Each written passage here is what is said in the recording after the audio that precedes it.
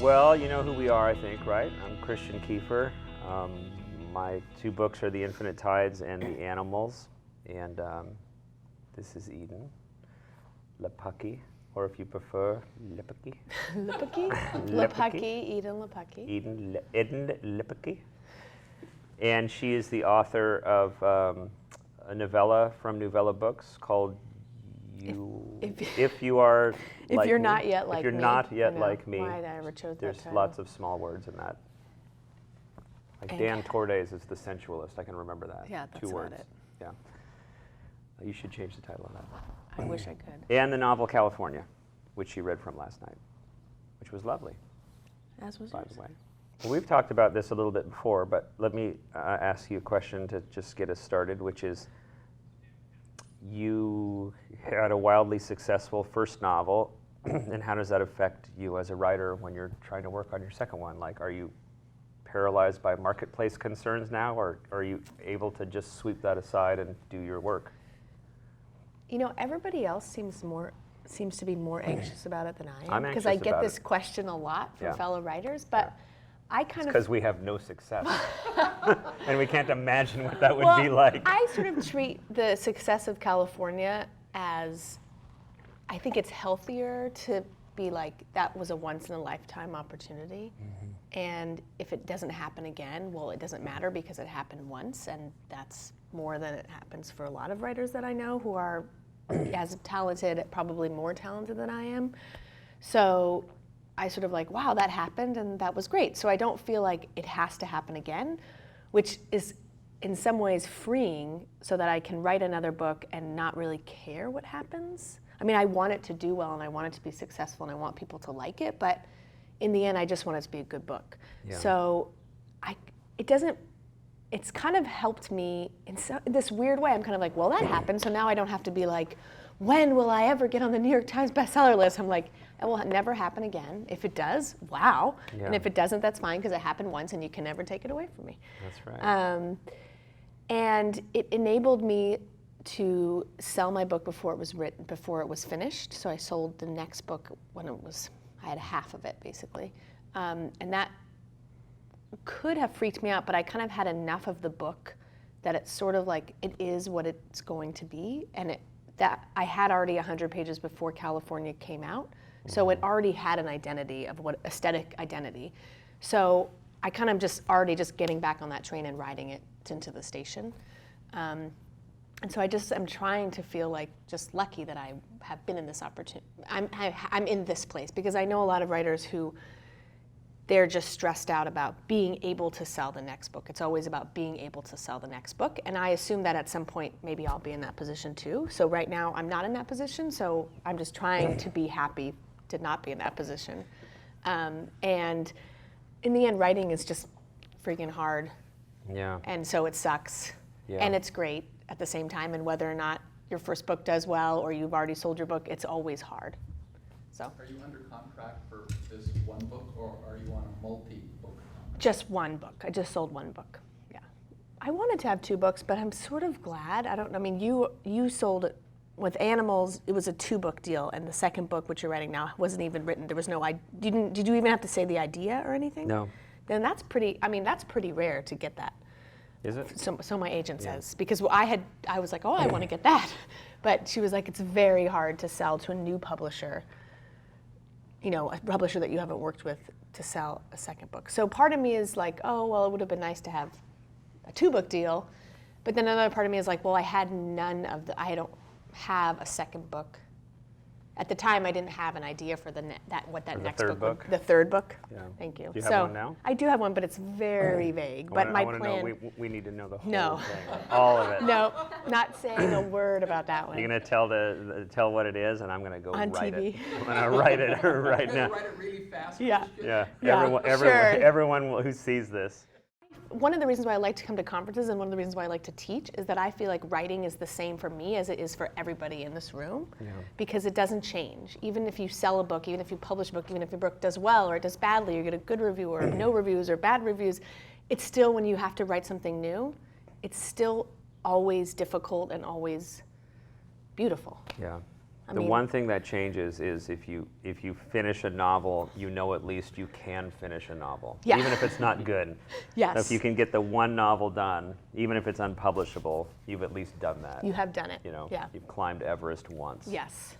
Yeah. So you felt this despair before, and somehow you've moved through it. Yeah, and it is despair. We've probably exchanged like, why did we choose to do this? Texts, right? Like, Yeah, I mean, probably. writers like, writers get texts from other writers all the time, like, oh my God, why am I writing a book? This is so horrible. This is the worst thing. And I'll be like, yeah, I know, dude, it's awful, And then a couple days later, dude, my book is so good. I love my book. So into it. Yeah, I'm so into this book. Yeah, I'm on a high right now. I don't What'd know. you say? Are all authors bipolar? Yeah, totally. Yeah, totally. I don't know too many writers. For me, the writers that I know, or I don't know that many, I try not to know them, who are just like loving writing all the time and who think that they're really good. I just am like, you're not good. Oh yeah. I feel like you need to have confidence enough to actually do the work, but the work should constantly be smarter than you. Yeah. Should be posing you these challenges where you're like, how can I get out of this puzzle? And then when you solve it, that's like it's such a delicious feeling. Yeah. And then pretty soon another one is up around the bend. Yeah, Because then I feel like if you're not feeling that, then you get complacent and you just Yeah. like do formulaic things over and over again. You write another book to fix the problems you weren't able to fix on the first book. Yeah. And it is like creating the hardest ever puzzle for yourself. The hardest puzzle you can solve, and then almost not solving it. Yeah. And then you barely solve it, and you're like, oh my God, yes, I solved the puzzle. Yeah. Or you didn't. I mean, that's for me one of the three things about novels is the novels that I love fail in some way. Yeah, that's Or right. they're flawed in some really terrific way. But have you ever, either one of you, gotten to that point where you just can't go forward, and how do you deal with that, Start? Yeah, with the animals, I had a draft of that book 10 years ago, a very early draft, a failed draft, with a completely different structural methodology. And I was working on the book I'm still working on, which takes place in 1806 in Europe. And that started to get really entangled, and I couldn't quite figure out the way forward with that, so I stopped briefly and went back to that previous book and did a total rewrite of it, thinking, well, maybe I can fix this and turn this in as my second book. And then I got really hooked on that book, and I spent 2 years working on it. And that first rewrite, the original draft 10 years ago had failed, the rewrite failed. I went back to the beginning and came up with a new structural method and rewrote the entire book up to the end again from scratch, totally from scratch. I kept the last scene, everything else was new. That failed. So I went back and I did it one more time, and that also failed. And then finally I was able to figure out the problem, and that last time I rewrote half the book. And when I rewrote that last half, it finally worked. But the deal with me was I felt like I had to find a way forward because I had invested so much time, and I had stopped working on the other book to find the time to do that. So stopping for me didn't feel like an option. Like I was not willing to relegate the 2 or 3 years that I spent working on that thing to the ash heap. Right. But Eden and I talked the other day. Dean Bekopoulos, a writer we know or are aware of, Dean's published like 4 books, and he's written like 8 books. Like his track record is every other book fails, and he just puts it in a drawer and he starts the next book. Like it's just part of the process for him. And he's got a book coming out this week, maybe. Something. Summer long, yeah. I mean, how many false, like, what do we do? Give me some numbers here. I want to know, like. 2. 2, oh, psh. Oh, I thought you were going to be like, 10. There's a huge packet. It's free online from somewhere. And it's just like, it's kind of a dossier of your character. It's like, Learn everything. Where do you go to school? Where do you do? What kind of medications is he on? Like, it's his medical history and his family history and like everything. And I give it to my students and I tell them, you don't really have to fill this out, but you should easily be able to come up with the answers to these questions. And if you can come up with the answers, then you don't really need to fill it out because you know your character well enough. But certainly by the end of the book, I'm sure you could have rattled off answers to all of those questions on that sheet. And so I think that's useful when you're working. I mean, screenwriters do this kind of thing all the time. You know, they write like a bio of all the characters, and theoretically, when you've got an actor attached to the thing, you can go like, well, here's the thing I wrote about him, you know. And then Sean Penn, who's going to be all the characters and everything that I've ever written when they make it into films. You can read that and do everything, yeah. Well, he can do everything. I can tell you how it happened for me, but I think everyone's story is differently. So I started submitting stories. It took me 2 years to get a story accepted. 2 years of submitting. So I racked up, you know.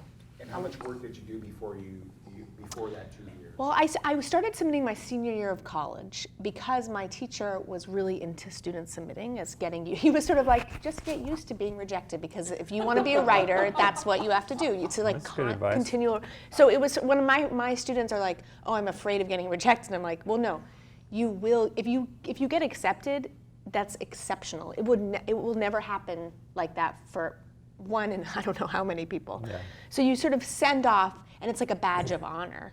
So I was writing for a couple years by then, but the stories I was submitting, I mean, now I would say, well, of course they didn't deserve to be published, you know? The story that did get published, I'm still very proud of that story. In a weird way, it's one of my favorite stories, and it's better than some of the later stories I wrote. I don't think I'm a very good story writer anyway. So it took 2 years to get that story published.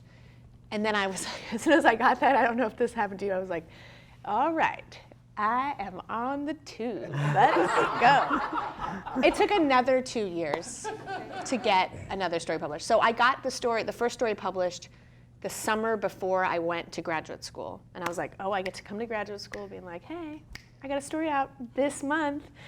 I submitted all through graduate school, continually like just getting rejected. I finally got another story accepted the fall after I graduated from graduate school.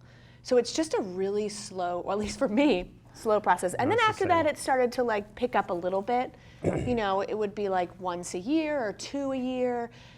After that point, I was publishing essays online, so I felt like people were recognizing my name a little bit more in that regard.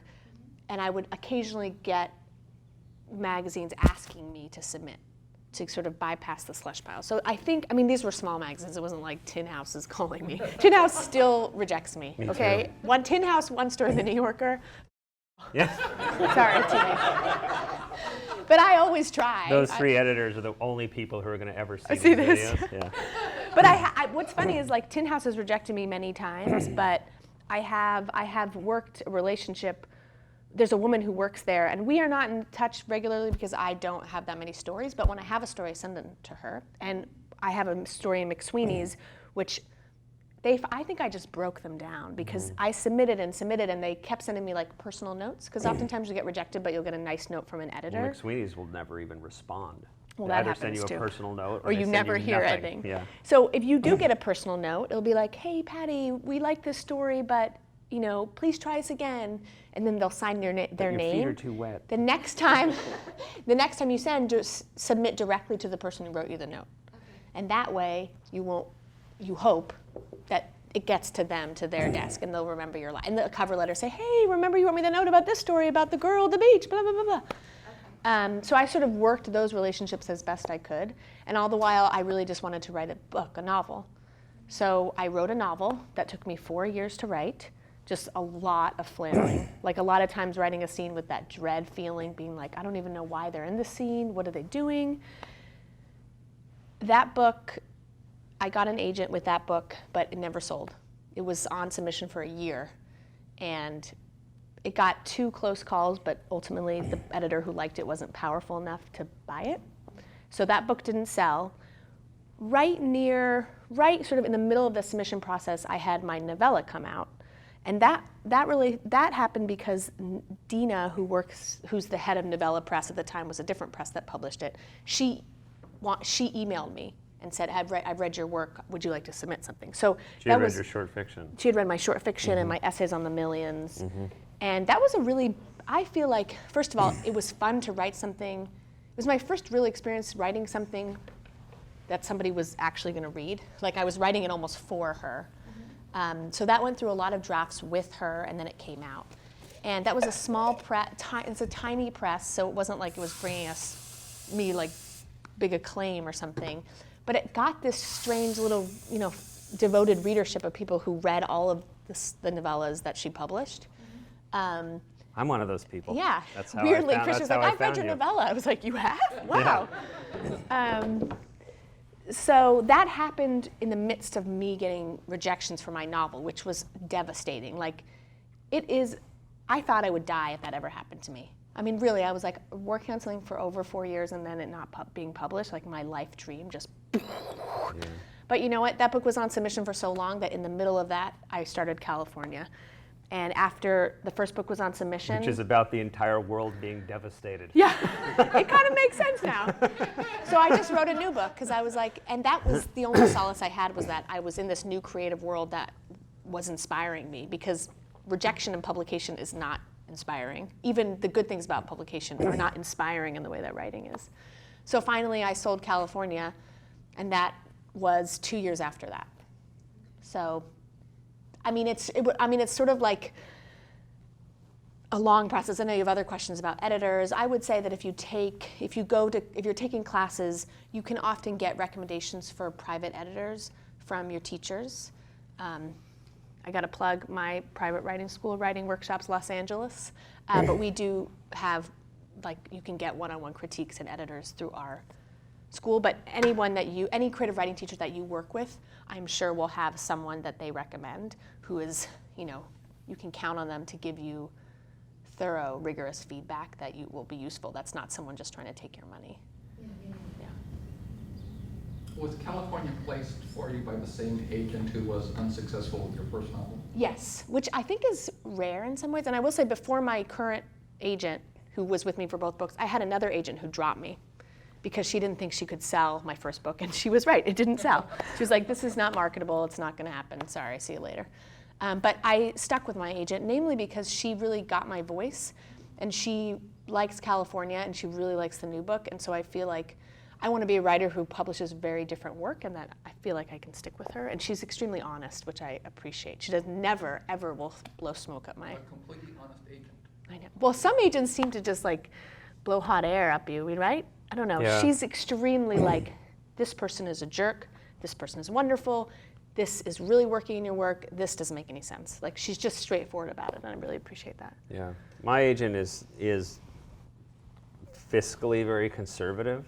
Business-wise, she's very conservative, and I'm like a total loose cannon. So it's a good match. 90% of her job is backing me off the cliff, because I'm in my Evel Knievel outfit, ready to ride the motorcycle over Snake River Canyon, and she's like, "This might be a bad idea. Why don't you take that BMX bike and go over those bumps over there instead?" I'm like, "Well, okay." Here, honey, here's a little helmet. That's right. With a here's your helmet. tricycle. Yeah, that's Eleanor. Yeah. Is Eleanor Jackson your agent? Eleanor Jackson, yeah. I would say, too, it always takes longer than you think it will, which is not something you want to hear, because we all hear the Jonathan Safran Foer narratives about someone who writes a book and skyrockets to fame. Yeah, And Joyce so- Carol Oates Yeah, just gives it to her agent. and it all whatever, works out.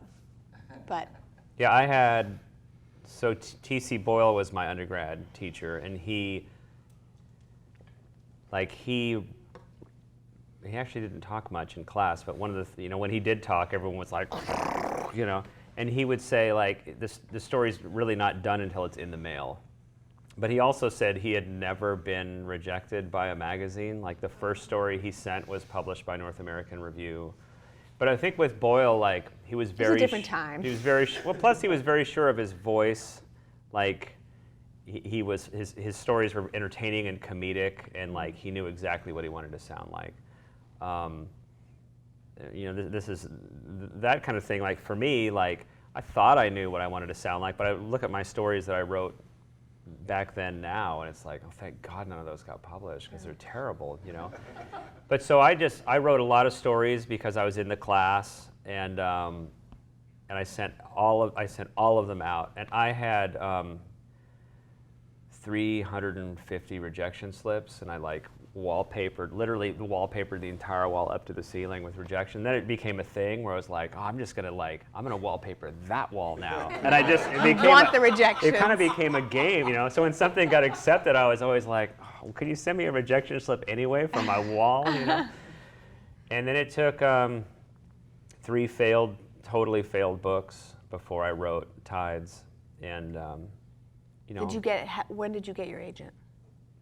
With the other books? With Tides. With Tides. With Tides. So you couldn't get agents for the other I didn't even books? try. You didn't I even just shot for like Coffee House Press and Grey Wolf and places that at the time you didn't need an agent for. I think you even need agents for those guys now. Yeah, definitely. But you can't really get to, like any publisher worth its salt, like the agents are the way you get to them. Like they won't generally look at your work if you don't have an agent. So you need to have, if you're working in fiction, you need to have a completed novel. And then you send query letters out, and I'd be happy to send you mine. Query letters to publishers? To agents. To the agents. And it'll say, I'm Christian Kiefer, I'm writing to you because you represent so-and-so, a book I really enjoyed, or an author I really love. You want something in there to indicate that you didn't just grab their name off the internet. Yeah. And then I've got a new manuscript. It's about this, a little short synopsis there of it. are online, there are references about the format of a query letter. Like Yeah. paragraph 1 is about yourself. Paragraph 2 is about the book. Yeah, and the very first thing like the agent is looking at is like, do they know how to write a query Yeah. letter? So they don't know how to write that, they don't know how to write a novel. Yeah. Yeah. I mean, they're How do different you skills. find out which agent represented a particular author of a book that you like? If you go to the book and look at the acknowledgments page, people usually thank their agent at the back. Okay. But you can use, once you're really in the thick of it, you can get a subscription to Publishers Marketplace online, and that is like $19.99 for the month. And you can basically type in any writer, and it will come up with who their agent is. And there's also books you can check out. Writers Market, is that what it's called? Writers Market, there's the Agents Marketplace. Is it publishers? Publishers Marketplace. Thank you. But that stuff is so time consuming that I would really just wait. I'm not even worried about it until I get several drafts. And I have seen students who have submitted their novels too early, I would say. Like but then they've sort of lost the chance. Like they have one agent in mind and they send it out to that agent before it's really ready. Like it really needs to go you need to go one more pass through. That first chapter really needs to lock into place, that kind of stuff. I heard that the agents don't get paid until they publish your work. Is Yeah. it true? That's correct. They get 15% of what you make. So how do you find like a good agent that's willing to work for you and actually, if it takes like a year or two to publish your work? I always felt like I had to apologize to my agent because she worked for so long for me without making any money. So I mean, it's actually because agents are working for you for free ostensibly until you make money.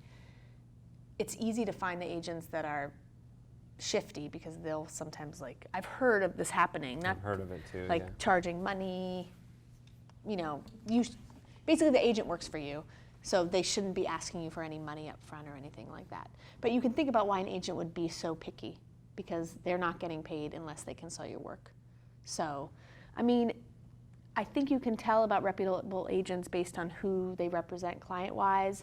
If they work for an agency, our agents are at the same agency, a small agency in New York. But you can tell just by, even if it's because some of the agents that I know personally I've met online, and then I had them come to a conference that I ran through my school. One of them who came is a really new agent. She's just starting out, she's in her mid-20s, she's a really passionate reader. She has maybe 2 clients so far. She's really just starting in her career, but she works at a reputable agency. So you know that because she was such and such so-and-so's assistant, that she's not some person who's saying she's an agent. And you can be upfront. You can say you want to represent me, first of all, what comments do you have about my manuscript, how to make it better before we send it out? What editors do you imagine sending it out to and why? They will, if they're a good agent and they really believe in your work, they'll really have a kind of image, they'll have a plan in mind of how to position your work, who they want to send it to, and you can just get a sense of what they know by talking about them to them. There's a trade organization that agents are part of too. Do you remember the name of it? I didn't even know they were. Yeah, there's a American Agents Consortium, or so there's some kind of group that, like, if you're, all agents are supposed to be members of this group, which kind of, it's a self-policing group to make sure that agents aren't ripping people off. Yeah. And there's legitimate costs that agencies can accrue that they'll bill you for, like sending copies of manuscripts or books out, like that stuff will show up.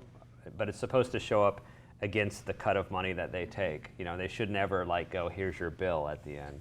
Well, I guess it's possible. Did they send you a bill for not selling your first book? No. They just, okay, yeah, good. That'd be bad. That's elementary insult there. Yeah. You didn't now send me $30, you loser. That's right. Yeah.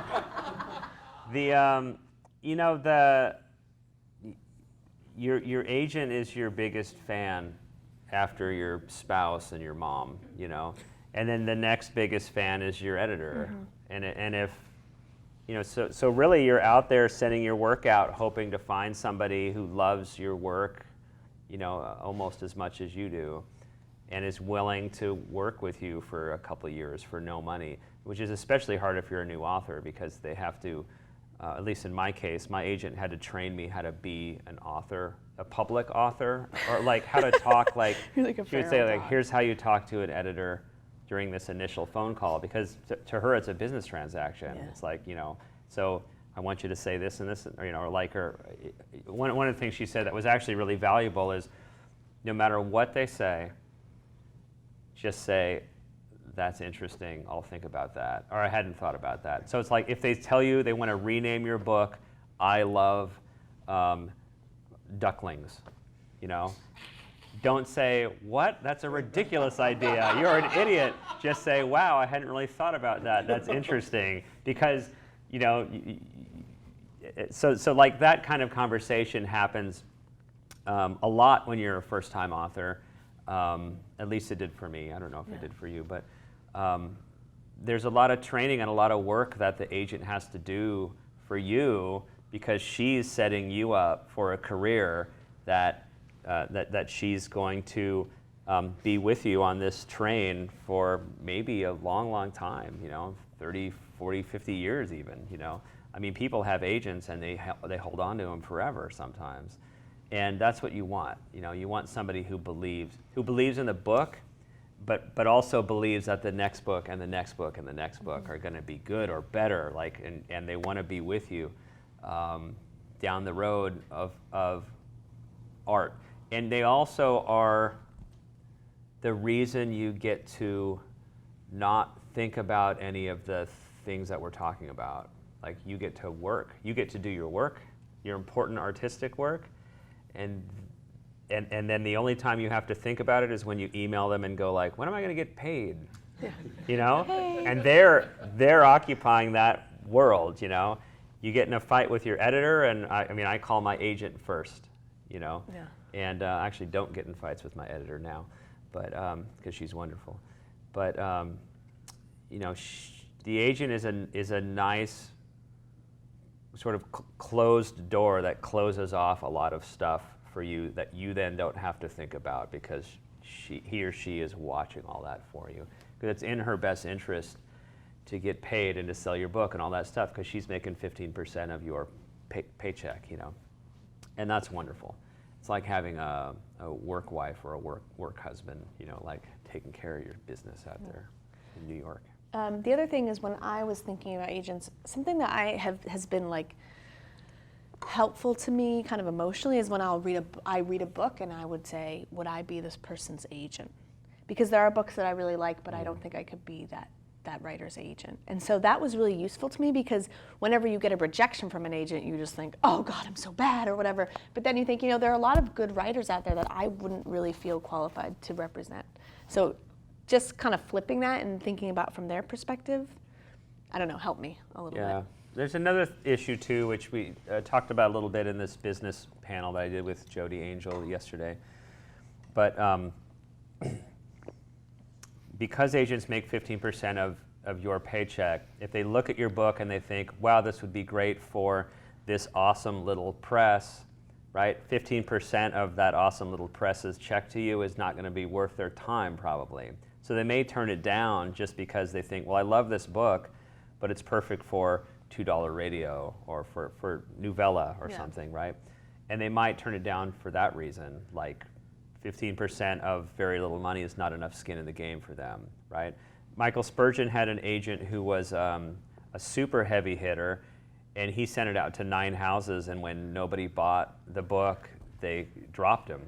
But those 9 houses, I mean, those were like, those were 6-figure deals one after another, that he was shooting for, because that's the kind of stuff, that's the skin in the game for that agent. Like, that's what they want,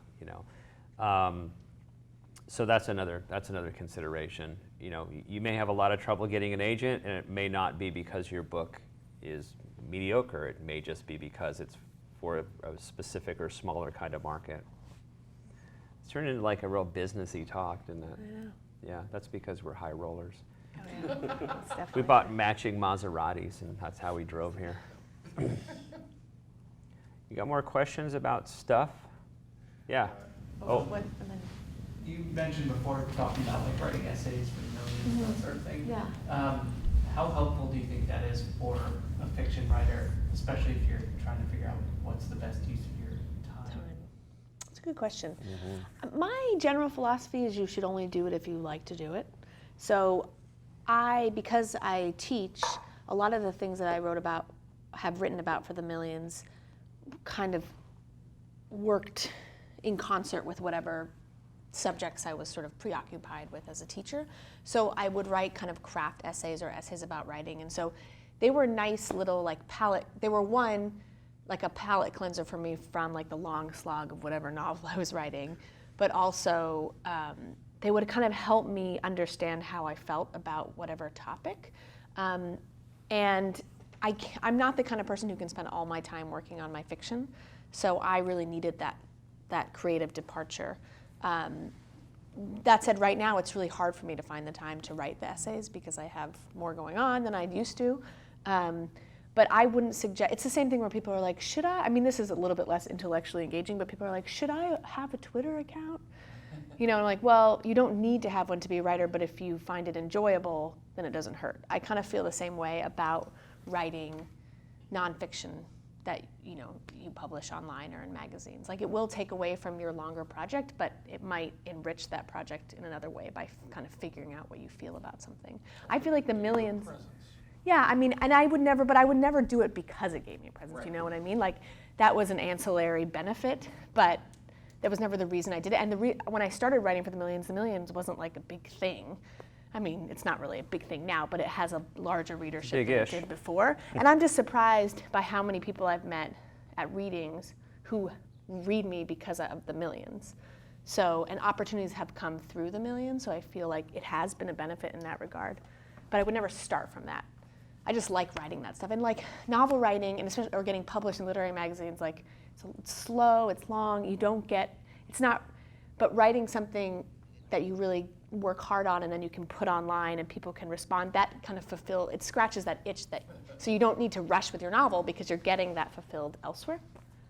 So if you have ideas floating around like, oh, I would love to compare like The Wire with Elena Ferrante's novels, like, you should write that essay because it will help you with your own work and you can get it published somewhere. Somebody else will, start getting attention for that kind of work. It doesn't hurt at all, I would say.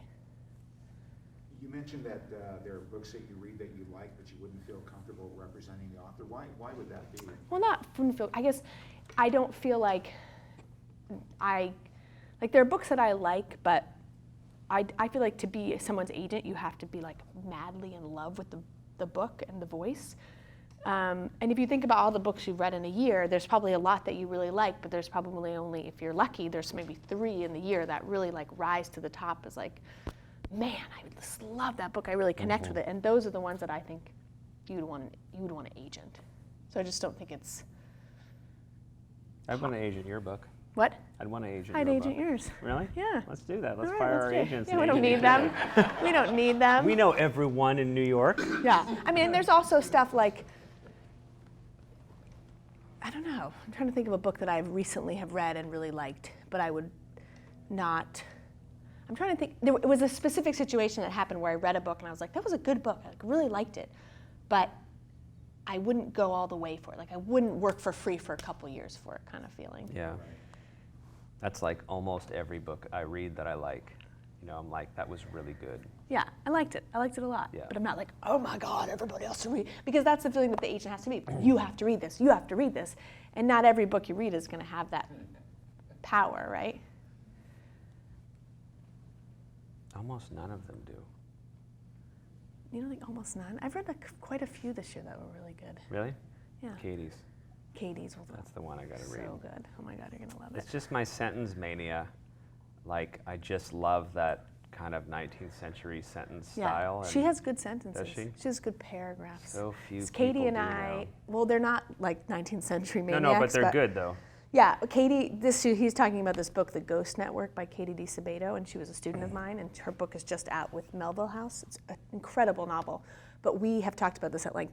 We both consider ourselves paragraph writers and not sentence writers. Oh, interesting. I just did an interview with her, which hopefully will be out somewhere, and you can read what she says. But I'd it's like very to. similar to what I think, which is like on the sentence level, we have feelings about the sentence we're crafting, but really it's about the sentence relationship to everything around it and how one feels at the beginning of the paragraph versus the end. That makes sense, Like- given what you read last night. Like I noticed that structurally there's like a imagery payoff that happens at the end of a block of words. You know how many times, I mean, you probably get this too, and everybody gets this, like, I guess everybody has like trademarks, stylistic trademarks, but the appeal is that you don't realize that you're doing it. I've had so many people say that to me, and even I have actively tried not to do it because I'm like, well, I don't want to, I'm clearly like getting into a rut, but apparently I just do that. It's a good thing. It's Yeah. a good rut. Yeah, it's a good rut to You have. told me once too, you have people having meaningfully looking at each other or something, like you said that once. Like my thing is, Oh my God. I use the word silence all the time and after a moment. Like After a everything moment. happens after a moment. Like I there have are that. so many goddamn after like the entire book is after a moment. I feel like my first step now is like, a moment later. Yeah. A moment later. A moment later. I still have some in California, and I think some people have pointed it out on like me and Amazon reviews. I have like a lot of shrugging. Like, who shrugs? She's like, oh God. He shrugged. They shrugged. I actually find one of the hardest things of writing is not the dialogue itself, but all the things around the dialogue, because Yeah. dialogue you want to be invisible so that the reader is not thinking about the tags and he said, Yeah. she said, and yet you want to put enough so that the reader can see something, and yet it feels so it's like working to make yourself invisible, which is sort of, because I like to craft sentences, I don't really want to be invisible, but at that moment, it's No, very that's right. difficult. And then the thing you figure out, or at least the thing that I always struggle with is like, if you have a man and a woman, you can at least do he said, she said. Yeah. But then if you have two men or two women, can't say then you he. have to start using their names over and over and over again. And this is especially true if you have three of the same gender. Because if you have two, you can just use your paragraph I don't breaks. think I guess I've had it. I was going to say I've never written a scene with three men, but that's not I've true. got three, like there's all these doppelgangers in my new book, so I have Me three too. Wilhelm Aschenbachs Oh, I know. having a conversation for pages and pages in this book. You really aren't selling this book, Christian. I know.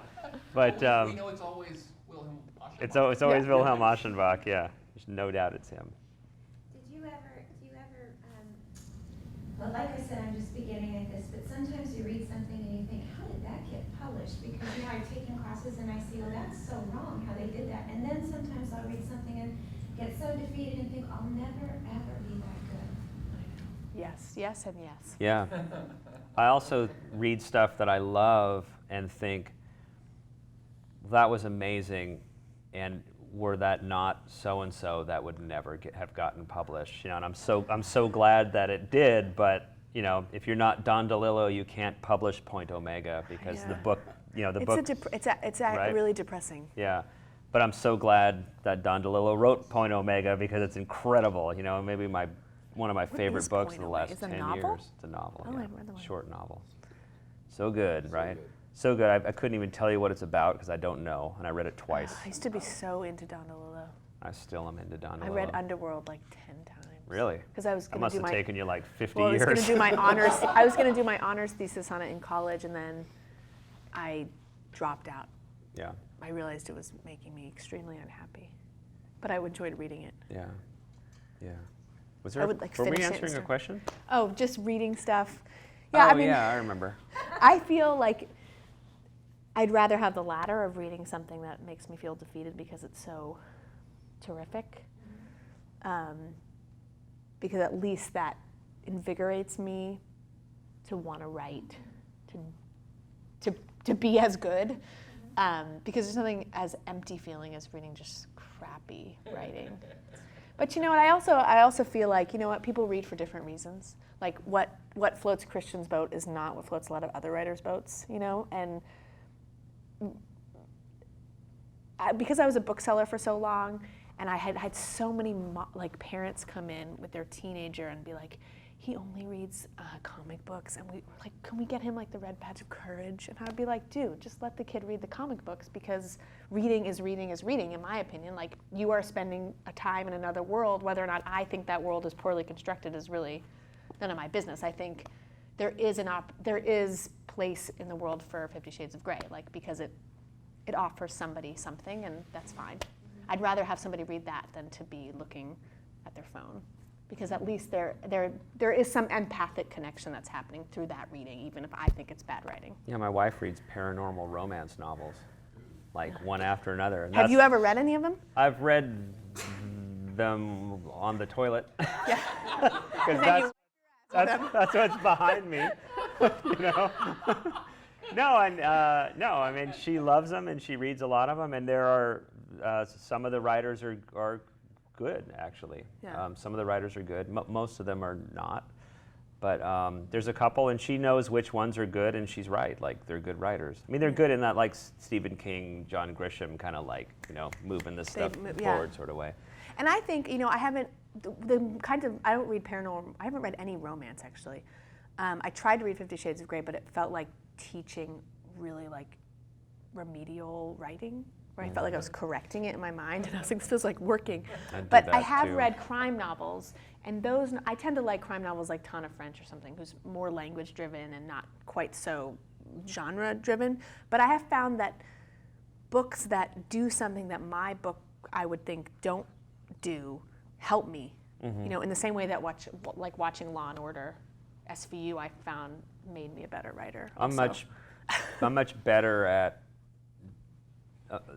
film and TV work better for me in that regard than text, because of the sentence hang-up that I have. Yeah. Like, you know, like Dennis Lehane, I think, can write sentences. They're not really my style of sentences, but they're perfect sentences for what he's doing. Yeah. But the one thing that I think about sometimes is the last Mission Impossible movie, not the brand new one, but the one where he runs down the outside of the building in Dubai. Ghost Protocol, was that what it was called? That's like a phrase that means nothing, right? They just like it's like one of those internet generators. Yeah. Ghost Protocol. Ghost Protocol. They did that probably. Right? Yeah, They were right. just like, Yeah. That movie, like, I mean, there was a moment where I paused that movie. My wife and I were watching it, and I paused it, and I said, if I could write this stuff, that would be all I would do. Like, Yeah. I mean, it was like, even simple shows like Bones, which my wife and I watched during our bad TV hour, you know. Like, I mean, a simple episode of Bones, right? It's a forensic anthropologist or whatever she does, but she's solving crimes. We have this trope now in TV, like, you know, crime team genius steps in, you know, Yeah. Dr. House, Numbers, Bones, like all these shows. And those are just dazzling to me, like in like the structure, and it's like, God, how did they know? Do they start with the crime? Do they start with figuring out who did it? Like, how does it even happen? Patty, you said, do you read stuff that makes you feel sort of defeated? I feel that way, not really defeated, but I feel almost dazzled to blindness by a lot of short fiction, because short fiction is very hard for me, and I went up to Pam Houston's place in Colorado. She was very kind and took me on a little book tour of the Rockies for my first book, and she came with me and did the events with me. And she's just a master writer, but certainly a master short story writer. And while she was there, while I was at her place, I thought, well, I'm here with Pam Houston, like I should write a short story, because maybe she would read it and give me some feedback, because here we are in this fishbowl, you know? And so I grabbed the John Updike edition, Best American Short Stories of the Century. Oh yeah. You know, Updike, That blue you know, that blue book, you know. So I pulled it off and I said, I'm just gonna read these starting from the back and going backwards. So I flipped to the end, Pam Houston. That's why she had the book. Last story in the book, yeah. I flipped to the front and it's like, Pam, thanks for being in this, John, you know, and I'm like, oh. What? So I read that and I did write a story up there, and it's in this issue of Zyzzyva, actually, the story I wrote up there. But so it did work. But you know, I read her story. Like I almost gave up because I read her story in that book, and I just thought, like, there's just no way. Like, there's no way I can do that. But the thing is, of course I can't do that because that's what Pam does, you know. Yeah. So then I just read another story and another story, and a couple years later, or maybe a year later, I met Richard Ford up at Squaw Valley, and Richard is like, you know, maybe one of my top 3 or 4 writers of all time, including Faulkner and Melville and all those guys. Like, and I'm just going to go ahead and tell the whole story, I think, because I can. So I was up at Squaw. He was teaching at Squaw. I was teaching at Squaw, and he doesn't know me from Adam. And that's a weird phrase, huh? Doesn't know me from Adam. Adam Cohen? Adam, yeah, exactly. And I kept thinking, like, well, I gotta be friends with Richard Ford somehow. Like, this has to happen. But the thing is, like, I was so not really tongue-tied, but I just sort of felt not like myself, you know. And finally, on the very last day, I went up to him in line at a buffet at a house, little party that we were having at a house in the afternoon. And I said, look, Richard, like, I said, can I talk to you for a minute, man? And he said, yeah, what's up? And I said, look, I'm 40-something at the time, you know, like, I'm married, I got 6 kids, I did a Ph.D. so I could learn how to read, you know. I've got a novel, I'm working on another novel, like I'm having some problems with my current publisher, and I said, man, like I need a mentor, like who knows what the fuck is going on, you know? And he says, he looks at me and he goes, maybe we should go sit down. And I'm like, okay, cool. So I sit down and he talked to me for like an hour and a half. And he's very direct, like he's a very direct, very straight guy. Like he doesn't, it's a terrible phrase to use, but there's no pussyfooting with Richard. You know, he's like, oh, well, Brett, you should do this. Don't ever wear flip-flops. You know, and you'd be like, okay, Richard Ford says no flip-flops, all right.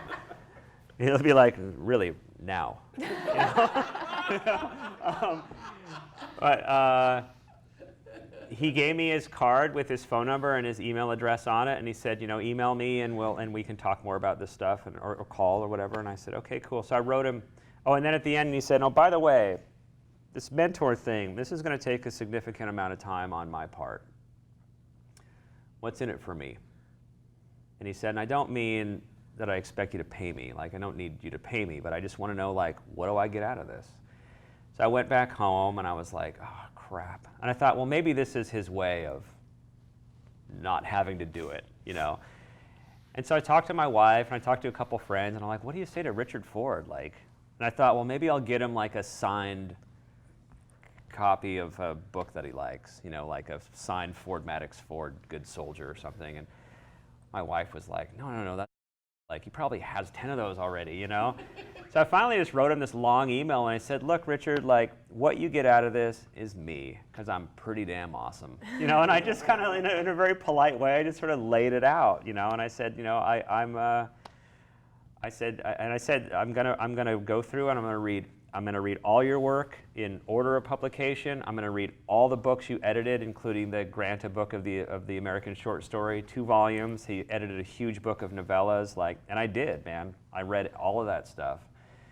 And And in the midst of that, we started exchanging emails about an issue that I had with my publisher at the time, and he was answering them all from Paris. I found out later he was in Paris because they were giving him, the Grand Prix Lifetime Achievement Award medal, which he never mentioned in any email, that he was in between getting this massive award. And that's totally Richard. Like, if Richard came to like Newcastle, where I live, to be given a huge award, he wouldn't tell me, because if you're Richard Ford, like, you don't toot your horn.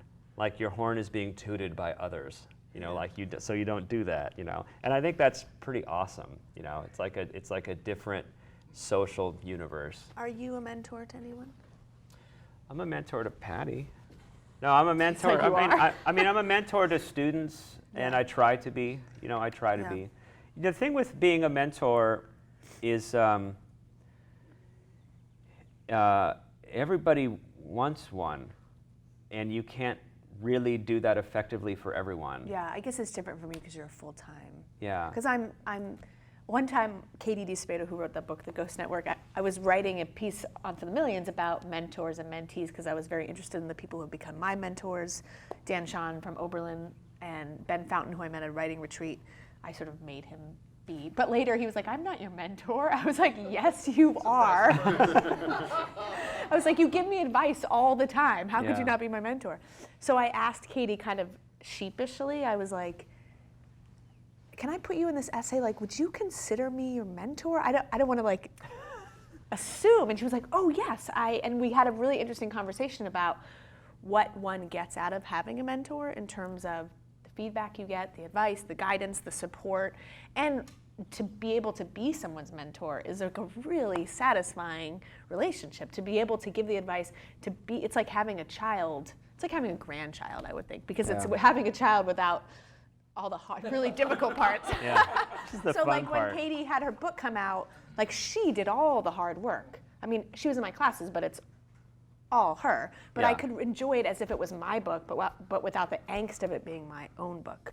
Yeah. So I find that really just rewarding. I don't know. It's nice. Yeah, that's right. But also, I love having mentors myself. It's wonderful. I mean, you need somebody who's like a step ahead of you, who's done the stuff, you know. And Ben Fountain is a great example. Like, he's got Ang Lee, right? Making. Oh. Isn't he? Isn't I Ang think Lee so, making yeah, his yeah, film? yeah. So like Ben's film He is. wrote the Billy Lynn's Long Halftime Walk, Yeah. which was a National Book Award And finalist. Ang Lee's making the film of it. He's a really terrific writer. Yeah. So, and that's great because when they're not making a film of California yet, right? No. So when they make a film of California, you've got a Like, guy so a what step was ahead that who's like? done that. Yeah, What do I do about this? Because these things come up. In some ways, Richard Ford is too far ahead of me to really be He's my like, when you mentor. accept the prize in Paris. Yeah, he just got nominated for the Pulitzer Prize again, and he was like, "Imagine how underwhelmed I was because he already won one." You know? Oh, that again. Yeah. Oh my gosh. He's amazing, wonderful man though. Yeah. So, what else? Any last questions? Do either of you listen to audiobooks? All the time. does, I don't- All the time. Because you drive? Because I drive and I walk and I'm on the old white man Fitbit health craze kick right now. Yeah, I listen to audiobooks all the time, and often I listen and I read it. So I'll pick up at night where I left off, and I'll read that way. I love audiobook. I mean, audiobooks in a sense, it's like I've said before. Like when I'm writing, I'm saying all my sentences out loud as I'm writing them.